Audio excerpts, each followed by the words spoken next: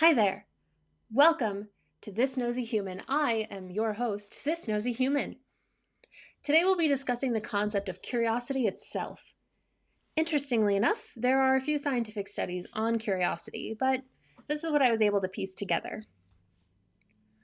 When thinking about curiosity, it felt to me as something distinctly human.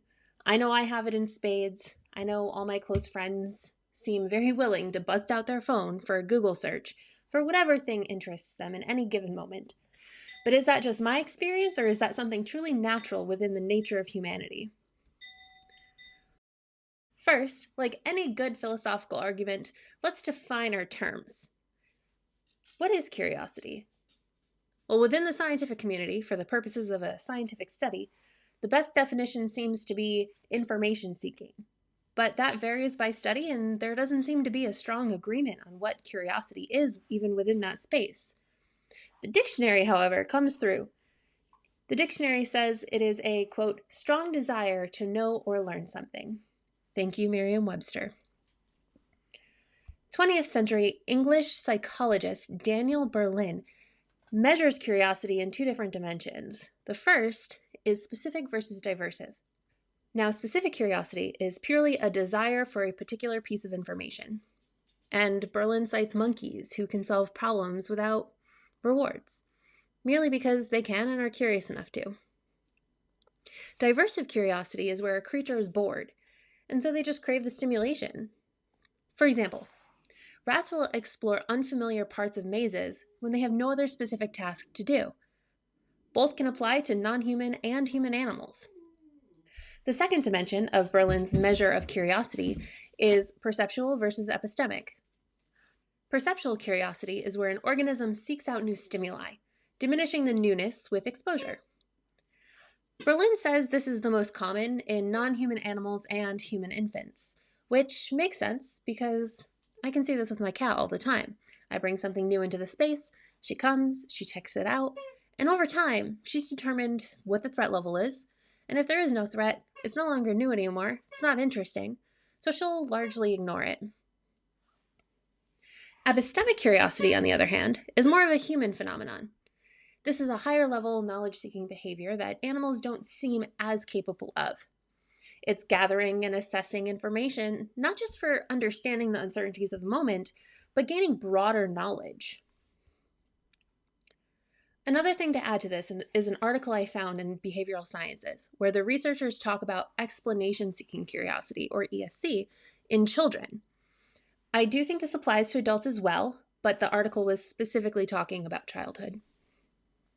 ESC is triggered by surprise and future value of information gain. It's usually satisfied once an adequate explanation is given, and you can recognize it when a child asks, why, why, why, until the adults in the room are literally ready to throw a tantrum ourselves. Curiosity in childhood is also the foundation for alternative education movements, such as Montessori. By nurturing a curious child, their theory is, you can have a curious and successful adult. Alternative education movements have a tiny sample size, and they don't have the longevity yet to have strong data on whether or not they work. But let's explore how different curiosity looks like in adults. So children often learn through play. Adults, we don't play that much.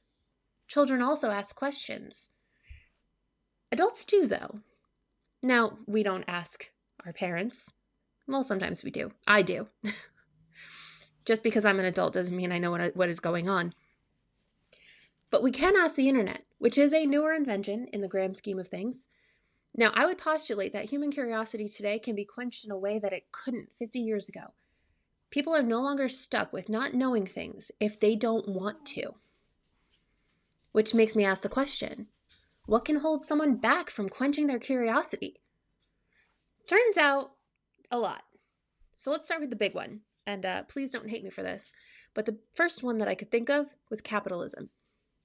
Now, within the framework of capitalism, broad individual curiosity is stymied in favor of a more specific direction. So what people are paid to research and innovate in is what people are going to research and innovate in. So think cancer research. If you're a researcher that works within the cancer field, you have access to things that I wouldn't have, like labs, testing capabilities, And probably the most important thing, somebody else paying you. You can pay your rent.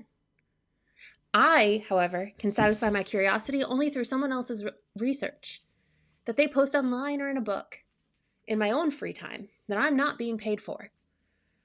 So, depending on someone's economic class, life circumstances, you may not have the time or bandwidth to do that research. So, that's one piece of the puzzle that could create a barrier to individual curiosity. But it's not the only one. Have you ever heard of Maslow's hierarchy of needs? So, Maslow says that self actualization, where the desire to grow, can actually be worked on and fulfilled, but it can only happen once all of the other needs of a human are met. These are physiological needs like food, shelter, safety, love and belonging, and esteem. If those 4 basic needs are not more or less met, they will take precedence over being able to act on or even having the mental capacity for curiosity. For example, in the US, last I saw, almost 50% of the population couldn't handle a $400 emergency without going into debt. If a small emergency needs debt to be dealt with, they're close to not being able to pay for their rent. They may have to work more hours just to be able to eat that month. If you are scared for yourself or your loved ones, you're not going to have the capacity to wonder about the world around you. Now, the final barrier that I'm going to call out here is my own anecdotal example. I think people can be too scared to be curious. Hear me out. So if a person finds out something that will challenge their worldview, then they're going to need to change themselves to adjust. And that's a terrifying thing. For example, you can get curious about how something that you love is made. So you Google it. And in that process, you learn that it's made in a way that uses child sweatshop labor halfway across the world. Now that you know that, you can't unknow it. So if you don't want to support child endangerment, you need to stop using that thing that you use all the time, you buy all the time. You can't imagine your life without it. But if you don't, you might feel bad about yourself. You might feel guilty. There's a real consequence of acting on your curiosity. Now, humans seem to be creatures of habit, and we don't want that habit to be interrupted as much as we can help it. So we squash down our curiosity that happens so naturally in children. But children are not yet in the habits that we as adults feel the need to keep. They're much more adaptable, in my own opinion. But I'd like to push you into recognizing that humans are massively adaptable in general, and the world won't crumble if you act on your curiosity. Maybe the world will start becoming a better place.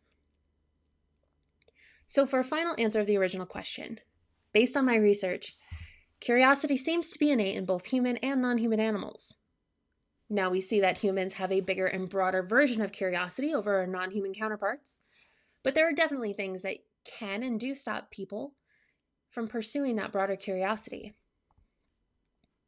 There's obviously a lot left out in this short video, but if you would like to add things that were left out, please hit that comment section. Thanks for watching. Until next time, stay curious.